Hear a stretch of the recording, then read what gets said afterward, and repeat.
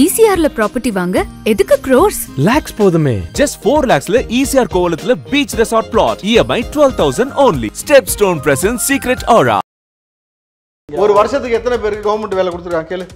சொல்லுங்க புள்ளி ஒருத்தரோட சொல்லுங்க. மொத்தம் 31 லட்சம் பேருக்கு வந்து இந்த 4 ஆண்டு காலத்துல வேலை கொடுத்துருக்கோம். கனவலியா? 31 கொடுக்கல. நீங்க சொல்லதாவல சார். கவர்மெண்ட் அரசாங்கம் வெள்ளை அறிக்கை விடுமா? வெள்ளை இதுக்கு என்ன வெள்ளை அறிக்கை விளக்கண்ண அறிக்கை? ஏயா முந்தானத்து முதல்வர் சொல்லியிருக்காரு 10 லட்சம் கோடி முதலீடு வந்து தமிழ்நாட்டுக்கு வந்திருக்குன்னு சொல்லியிருக்காரு. அதுல எத்தனை பேருக்கு வேலை கொடுத்துருக்காங்க? அதுக்கு ஸ்டாலின் போய் உட்கார்ந்து மன்னிப்பு கேட்டார் தெரியுமா? உங்க கட்சிக்காரன் பிரியாணி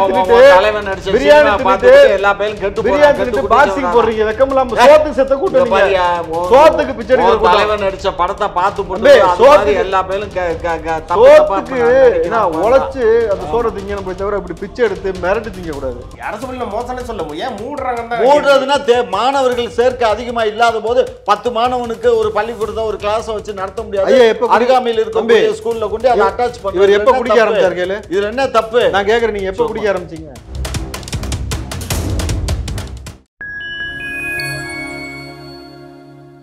ஃபைன் டைம் மீடியா நேயர்களுக்கு வணக்கம். நான் தேவராஜன். இன்று நம்மோடு இணைந்திருப்பவர்கள் காங்கிரஸ் கட்சியை சேர்ந்த திரு ராவுத்தர் இப்ராஹிம் மற்றும் திமுக ஆதரவாளர் திரு காமாட்சி நாயுடு அவர்கள். வாருங்கள், அவரிடம் அரசியல் சார்ந்த பல்வேறு கேள்விகளை முன்வைக்கலாம். வணக்கம் சார். வணக்கம் தேவ். நீங்க வந்து படிச்ச இளைஞர்களுக்கு வந்து நீங்க ரொம்ப ஒரு கேரிங்கா பேசுனீங்க. அவங்களும் வேலை வைத்து பொழப்புக்கு வேலை செய்யணும்னு சொன்னீங்க. ஓகே சார், ஏற்புடையது தான்.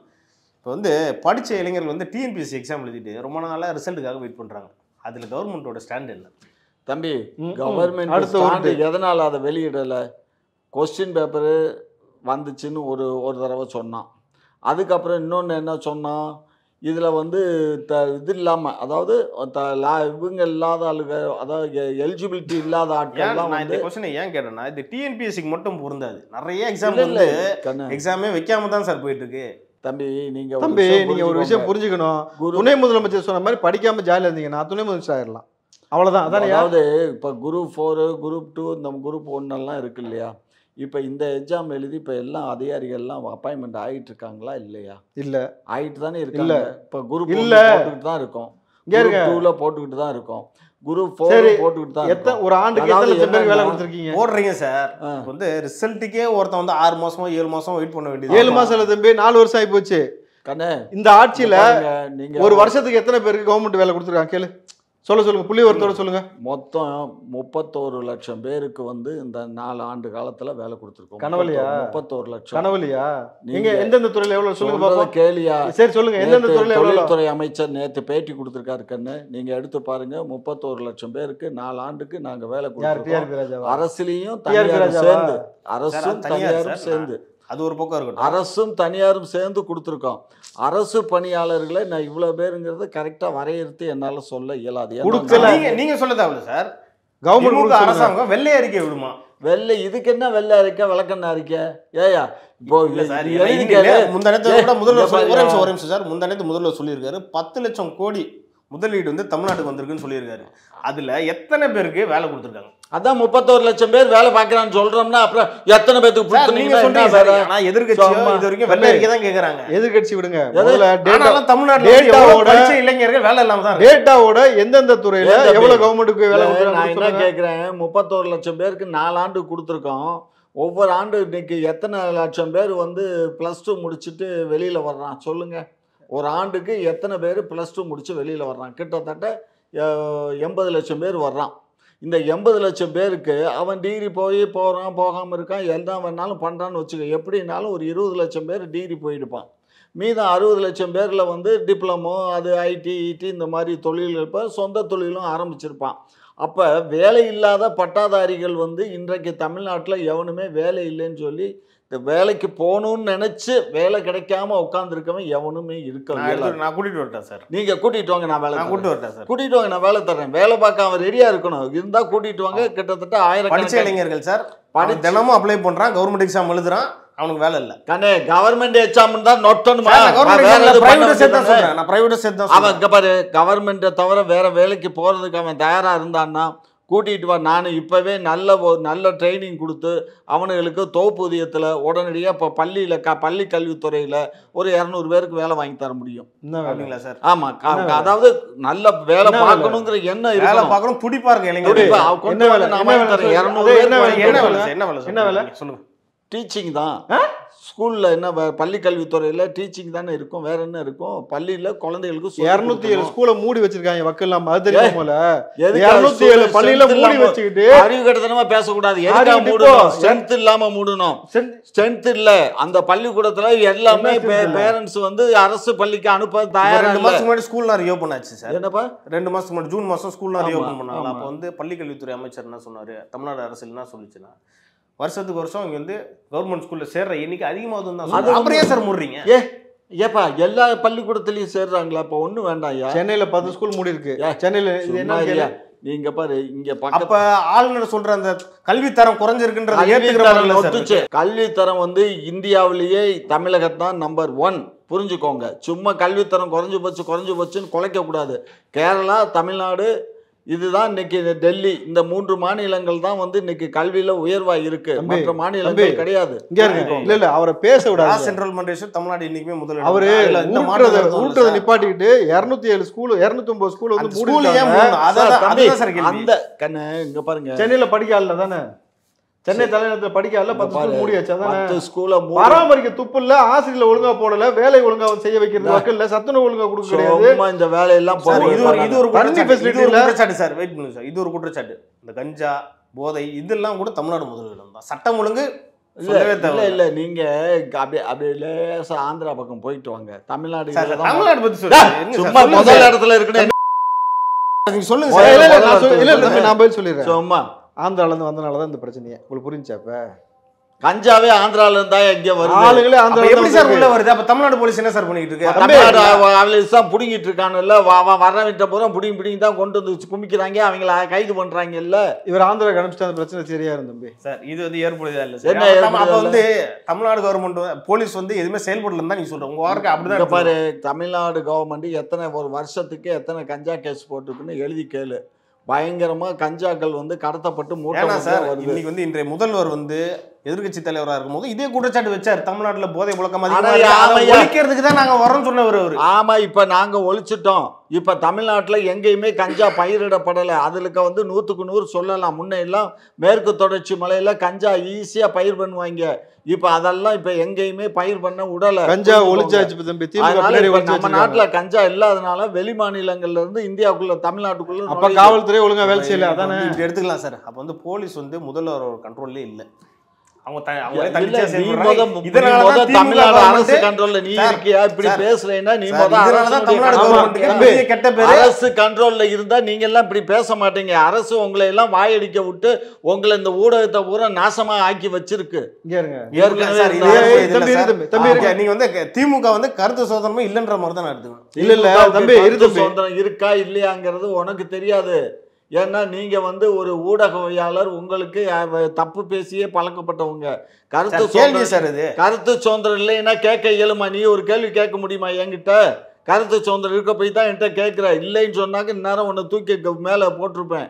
ஒன்றும் சரிங்களா? சரியா? சும்மா இந்த வேலையெல்லாம் வச்சுக்காதீங்க. ரவுடி, பழைய ரவுடி, சும்மா இந்த வேலையெல்லாம் வச்சுக்காத. வெளியில போகணும், பாத்துக்கோ. இருப்பா, நீ முதல்ல அரசாங்க கண்ட்ரோல் இல்லைன்னு சொன்னாரு இவரு. அவர் என்ன கவர்மெண்ட்ல வேலை பாக்குறாப்ல? கவர்மெண்ட்ல வேலை பார்த்தான்ல. இந்த நாட்டினுடைய குடிமகனே ஒரு அரசாங்கத்தினுடைய கண்ட்ரோல்ல தான் இருக்கணும்.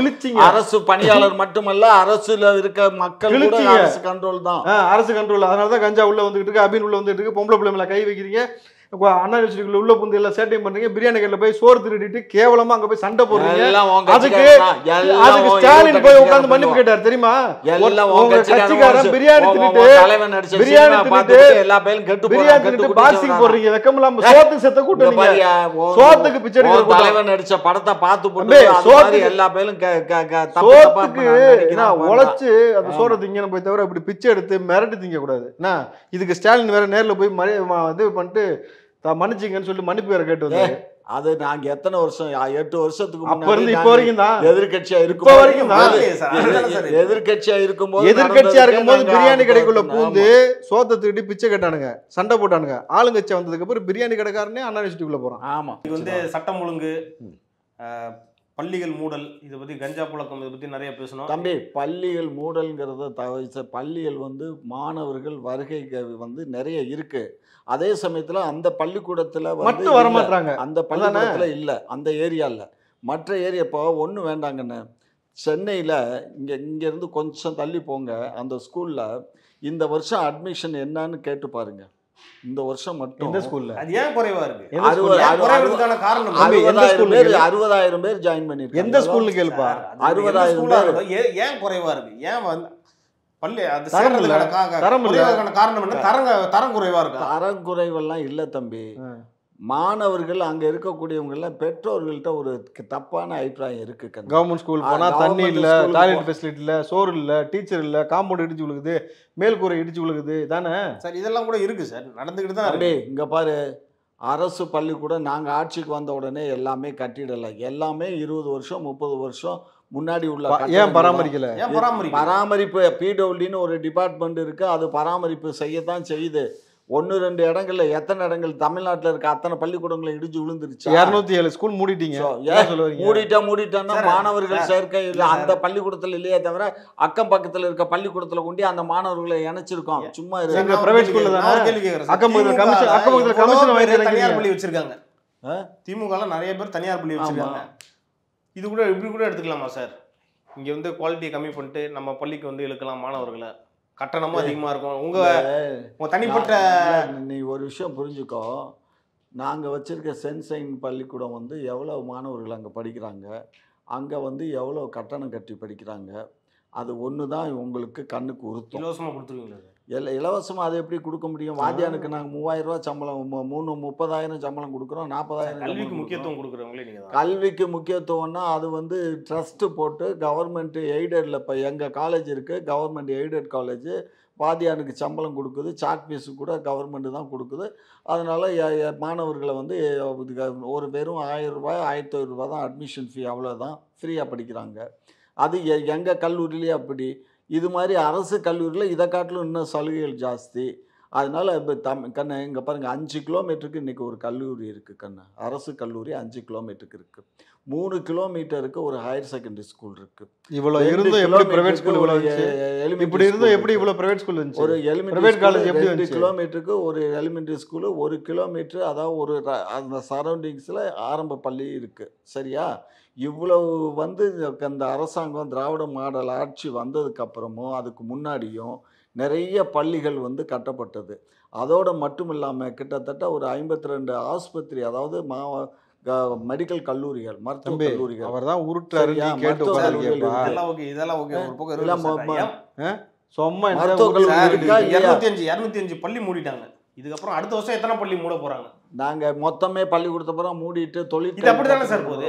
நாங்க எல்லாத்துக்கும் தொழிற்கல்வி கற்றுக் கொடுக்க போறோம். போதுமா? குருகுல கல்வி. நீ அதானே எதிர்பார்க்குற? குருகுல கல்வி எதிர்பார்க்கல சார். இன்னைக்கு அரசு அப்படிதான் நடவடிக்கை போயிட்டு இருக்கு. ரொம்ப சிம்பிளா சொல்லட்டுமா, ஸ்கூல கூட பராமரிக்க துப்பு இல்லாத ஆட்சி தான் இது. எப்படி வந்து பிரைவேட்ல மட்டும் நான் கேட்கறேன், எத்தனை பிரைவேட் ஸ்கூல் மூடி இருக்காங்க சொல்லி தமிழ்நாட்டில் இது வரைக்கும் சொல்லு அதிகரிச்சுட்டு போகுது. அப்ப எப்படி அங்க தரம் இருக்குது? அவன் வந்து கஷ்டப்பட்டாலும் பிள்ளைய கடன் வாங்கியாவது படிக்க வைக்கணும்னு நினைக்கிறான்ல. உங்ககிட்ட தரம் ஒழுங்கு வந்து சேர்த்திருப்பான்ல. அவனுக்கு ஈக்குவலா உனக்கு தரமா, ஒரு கவர்மெண்ட்டுக்கு ஒரு ஈக்குவலா ஒரு கல்வியை தரமா கொடுக்கறதுக்கு துப்பு இல்ல. அரசை பத்தியும் அரசு கல்விக்கூடங்களை பத்தியும் தவறாக பேசுற காரணத்தினாலதான் பெற்றோர்கள் வந்து ஓஹோ அப்படி இருக்குமோன்னு நினைக்கிற நிலைக்கு வந்துட்டாங்க. அரசு பள்ளிக்கூடம் மாதிரி அப்துல் கலாம் எதுல படிச்சாரியா? நான் எதுலயா படிச்சேன்? PhD பண்ணிட்டு வந்தேன். என்ன நாங்களும் அரசு பள்ளியில படிச்சுதான் வந்தோம். அரசு பள்ளி வந்து மோசமானது சொல்லவே இல்லை சார். சும்மா அரசு பள்ளியில மோசம்னு சொல்ல ஏன் மூடுறதுன்னா மாணவர்கள் சேர்க்கை அதிகமா இல்லாத போது 10 மாணவனுக்கு ஒரு பள்ளிக்கூடத்தை ஒரு கிளாஸ் வச்சு நடத்த முடியாது. அருகாமையில் இருக்கக்கூடிய ஸ்கூல்ல கொண்டு அதை அட்டாச் பண்ணி எப்ப குடிக்க ஆரம்பிச்சாரு? இதுல என்ன தப்பு? நான் கேக்குறேன், நீங்க எப்ப குடிக்க ஆரம்பிச்சீங்க? கேக்குறது பதில் சொல்லுங்க. எப்ப குடிக்க ஆரம்பிச்சீங்க? நான் எப்பயே குடிக்க ஆரம்பிச்சிட்டேன். சரிங்க சார், இந்த டாபிக் இல்ல இரு தம்பி, நீங்க எப்ப குடிக்க, எத்தனை வயசுல குடிக்க ஆரம்பிச்சீங்க? நான் பிறந்த அன்னைக்கு இருந்து குடிச்சிட்டு தான் இருக்கேன். நான் கேக்குறது சாராயம் எப்ப? சாராயம்லாம் நான் குடிச்சதே இல்ல. அது என்னன்னே எனக்கு தெரியாது. அப்ப நீங்க ஒழுங்கா குடிக்காதனால பிரச்சனை இல்ல, ஸ்கூலுக்கு போய் படிச்சிருக்கீங்க. இப்ப எல்லா பேரும் குடிக்க ஆரம்பிச்சிட்டாங்க உங்க ஆட்சியில். அதுக்கப்புறம் எவனும் ஸ்கூலுக்கு போல. பெற்றோர் குடிக்கிறான், அவன் வந்து பிள்ளைகளை வந்து அவன் குடிச்சு விழுந்து கிடக்குறான். அந்த பிள்ளைங்க படிக்க முடியாம வந்து வேலைக்கு போய் ஸ்கூலுக்கு வர முடியல. புரியுதா? டாஸ்மாக் கடைகள் அதிகமாயிட்டே போகுது, பள்ளிகள் குறைஞ்சிக்கிட்டே போகுது. டாஸ்மாக் கூடுது, பிரைவேட் ஸ்கூல்ஸ் கூடுது. நாங்க ஆர்சிக்கு வந்து புதுசா ஒரு கடை கூட திறக்கல. ஒரே நிமிஷம் சார், உங்க பாயிண்ட்டுக்கே நான் வரேன். இந்த பள்ளியில வந்து மாணவர் சேர்க்கை கம்மியாகுது, மூடுறோம். ஆனா இந்த டாஸ்மாக்ல கம்மியான மதுப்பிரியர்கள் வராங்கன்னு மூடுற எந்த வரலையே, மூடி இருக்கா சார்? வரலையே, குமிறாங்கல. இவங்க ஆட்சியில எந்த கடை மூடி இருக்கு? டார்கெட் வைக்கிறாங்கப்பா விக்கிறதுக்கு. டார்கெட் சார், இந்த பள்ளியில இந்த வருஷத்துல இந்த மாணவர்கள் சேர்க்கணும், எந்த டார்கெட்டாச்சும் வச்சிருக்கா? இவ்வளவு பேரை பாஸ் பண்ண வைக்கணும் டார்கெட் இருக்கா? 2 பையலும் சேர்ந்துக்கிட்டு கொலைக்க கூடாது. நான் சொல்றதை கேட்டுட்டு கொலைங்க தம்பி. திரும்ப பாரு. அவரு நீங்க நாய் கூடயே பேச ஆசை இருக்கா உங்களுக்கு? நான் சொல்றத கொஞ்சம் பொறுமையா நாய் கூடயே பேசிட்டு இருப்பீங்களா? திமுக மட்டும் பேசிட்டு? டாஸ்மாக்குக்கும் கல்விக்கூடத்துக்கும் என்ன சம்பந்தம்? கல்வி கற்கின்ற பிள்ளைகளையும் டாஸ்மாகோட நான் சொல்லட்டுமா என்ன சம்பந்தம்? அந்த மாதிரி தம்பி அவர் பேசணும்னே நான் பதில் சொல்றேன், நீங்க அமைதியா இருங்க. அது தவறா இல்லையா? நான் பதில் சொல்றேன் இருங்க. டாஸ்மார்க்கும் கல்விக்கூடத்துக்கும் என்ன சம்பந்தம்? நீங்களா ரெண்டுமே அரசாங்கம் தான் வச்சு நடத்துது. தம்பி இதுக்கு பதில் சொல்லுங்க. இல்ல இருங்க, இல்ல இந்த டாபிக் முடிச்சுக்கலாம் சார். இதுக்கு அவர் பதில் சொல்லிட்டு தான் போகணும். நீங்க நான் சொல்றது நீங்க எப்பயுமே உள்வாங்கணும். நீங்க சொன்னீங்க ரெண்டுக்கு என்ன சம்பந்தம்? ரெண்டுமே அரசாங்கம் தான் வச்சு நடத்துது, டாஸ்மார்க்கையும் அரசு ஸ்கூலையும். ஏன் வந்து அது லாபத்துல போது, ஏன் அது நஷ்டத்துல போய் ஏன் முடுறீங்க? ஏயா லூசாயா நீங்க தான் லூஸ். இது எனாமா சொல்லி கொடுக்கறதுக்கும் அது வந்து காசு கொடுத்து கூட வாங்குறாங்க. காசு அது தொழில் கூட அறிவு கட்டத்தனமா பேசுங்க. அது தொழிலுக்கும் இதுக்கு எதுக்கு கல்வியோட கொண்டு வந்து இதை தொழில் வச்ச நீங்க சொல்லுங்க சார், அது என்ன காரணமா இருக்கும்? என்ன தம்பி இந்த மூடலுக்கும் டாஸ்மாக் கடைகள் அதிகமாகிறதுக்கும் என்ன காரணம்? தம்பி இருக்க எல்லாத்தையும் குடிக்க இன்னொரு விஷயம் கேட்டு இருக்க எல்லாத்தையும் சார், இதுக்கு தாவேக்கா என்ன, இதோட ஸ்டாண்ட் என்னவா இருக்கும்? நாளைக்கு ஒரு வேளை தாவேக்கா ஒரு ஆட்சிக்கோ இல்லை எதிர்கட்சியாகவோ வந்து உட்காருது, இந்த ஸ்டாண்டில் உங்களுக்கு எப்படி இருக்கும்? நிச்சயமாக வந்து டாஸ்மார்க்னால வந்து பார்த்தீங்கன்னாக்கா எவ்வளோ குடிக்கக்கூடிய நபர்களுடைய எண்ணிக்கை இன்றைக்கி கூடி இருக்குன்றதை நீங்கள் டேட்டா எடுத்தீங்கன்னா அதிகமாக இருக்குது. கஞ்சா மது பழக்கத்தினால அதிகமாக இருக்குது. ஸ்கூலுக்கு வரக்கூடிய மாணவ பிள்ளையோட எண்ணிக்கை குறைஞ்சது அப்படின்னா முதல் விஷயம் தரமில்லாத கல்வி.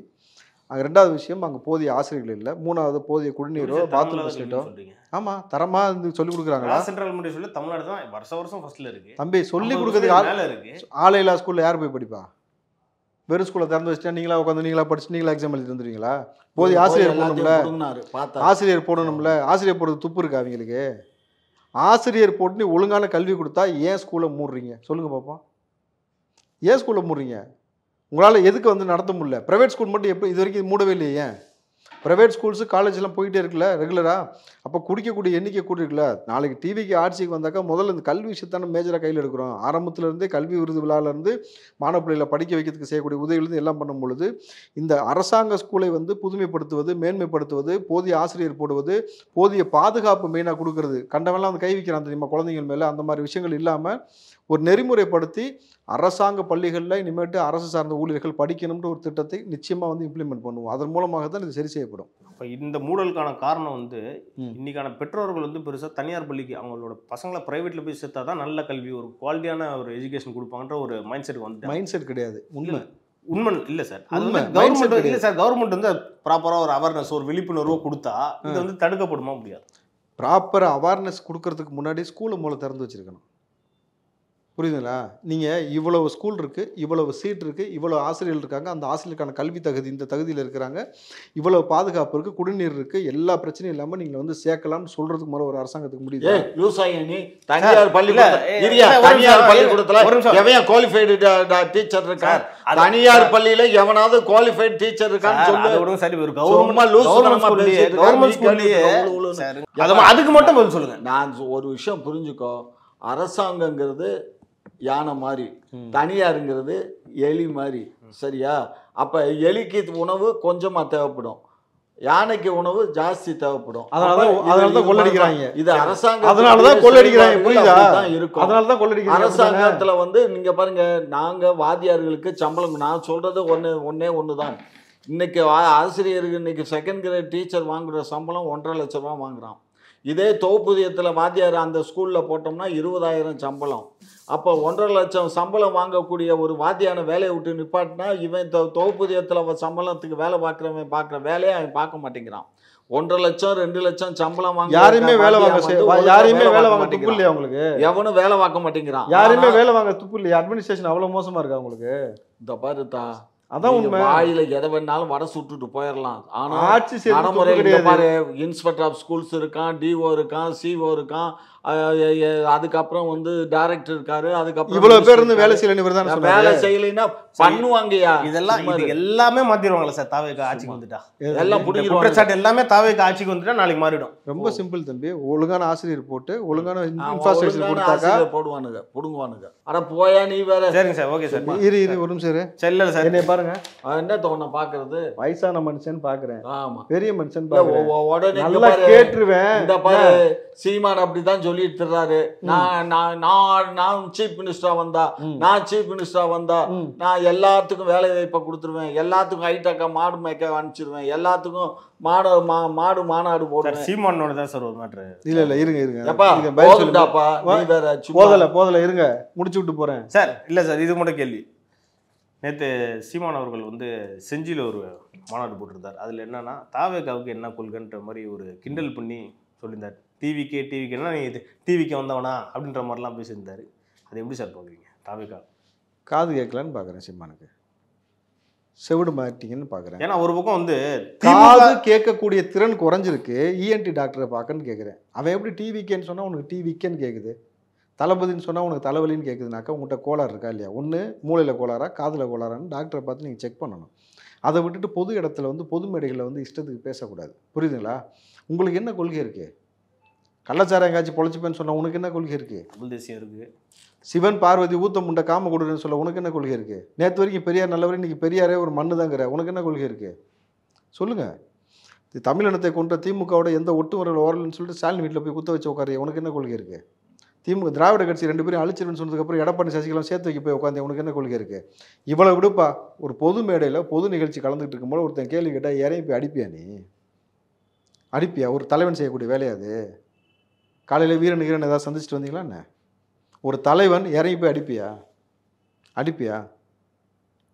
சொல்லுங்கள். நீ உன்னை ஏன் இன்னமும் இந்த சந்துக்குள்ளே வச்சுருக்காங்க, புரியுதா உனக்கு? ஒரு கவுன்சிலர் கூட கொடுக்காம இவ்வளோ தான். நீங்கள் தற்கொலைத்தனமாக வாய்க்கு வந்தெல்லாம் பேசிட்டு வாங்கின பேமெண்ட்டுக்கு தேவையில்லாமல் கூவிட்டு இருக்கலாம் கூடாது. எங்களுக்கு என்ன சித்தாந்தம் இருக்குது, என்ன கொள்கை இருக்குன்னு எனக்கு தெரியும். இப்போ திமுகவும் அந்த உதயசூரியன் சின்னது, அவங்க சின்னம் கிடையாது, புரியுதா? அங்கேருந்து கடன் வாங்கினவங்க தான். இப்போ இவருடைய சின்னம்மா, இவருடைய கட்சியாது. நீ ஏன் அடுத்த வீட்டில் வந்து குடியேறிட்டு உட்காந்துருக்கிற, அதை ஆக்கிரமிச்சுட்டு உட்காந்துருக்கிற? விஜய் போல் சொந்த கட்சி உருவாக்கி ஒரு கோட்பாடு உருவாக்கி இவ்வளவு கூட இளைஞர்களை கூட்டு நிற்கிறாரில்ல, அது போல் நீ செய்யலை. நீ பிச்சை எடுத்தானே புலம் நடத்துறேன்னு சொன்னியா இல்லையா? நான் பிச்சை எடுத்தா வாழ்கிறேன்னு சொன்னியா இல்லையா? அவர் பிச்சை எடுத்து வாழலை, உழைச்சி சுயகர்வத்தோடு வாழ்கிறார். உனக்கு அவருக்கு நிறைய வித்தியாசம் இருக்குது. அதனால் திருநிதி திரட்டுற வேலையை மட்டும் பார்த்துட்டு போயிட்டே இருங்க. என்ன சொல்கிறேன்னா சார், இப்போ சமீபத்தில் கூட திரு சீமான் அவர்கள் முதல்வர் ஸ்டாலின் அவர்களை போய் பார்த்ததுக்கு அப்புறம் தான் தாவிகா மீதான விமர்சனங்கள் அதிகரிச்சுக்கிட்டே போகுது. ஆமாம், அவன் உள்கட்சி விவரம், அவன் சொந்தமாக, அவன் கட்சிக்காரன், அவன் தொண்டன், அவன் தவறாக பேசுகிறான், பேச விடாமல் நொய்ன்னு பேசிக்கிட்டு இருக்கான். கோவம் வருமா வராதா? இப்போ நீங்கள் தான் அவன் கேட்டுக்கிட்டு இருக்க, பேசிக்கிட்டு இருந்தால் உனக்கு கோவம் வருமா வராதா? அதுதான் நிலைமை, புரிஞ்சுக்கோ. பேசுகிறேன். சரி சார், இன்னைக்கு நடப்பு அரசியல் குறித்து நம்ம நிறையா விவாதித்தோம். இது குறித்து நம்ம நிறையா அடுத்தடுத்து சந்திப்பில் வந்து டீட்டெயிலாக பேசலாம் சார். நன்றி சார்.